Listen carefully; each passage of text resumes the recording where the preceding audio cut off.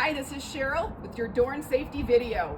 We talked about doing a proper deadlift. Now we're going to do, what do you do with a deadlift on an object that's an odd shape? Not everything has a handle. Petra here is going to hold on and demonstrate how we're going to lift up the 75-pound brace for one of our stone benches. My assistant Petra is going to go ahead and try to lift this thing up. Gets her deadlift squat. Weird places to hold. Her back is a little rounded. Round your back. This is incorrect. What do we do? Get up, Petra. Bring in Jennifer, the assistant. Not only does she have a weight belt on to help keep her core strong, doing this as a team, much more efficient. Let's do a proper deadlift, ladies. Deadlift.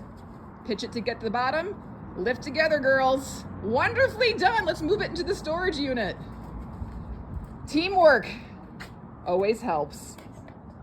Core is engaged, knees are not past toes, flat back. Ladies, how do you feel? Safe. My name is Cheryl. This was your DORN Safety Minute. Stay tuned for next time where we talk about other body mechanics in functional use. Thank you.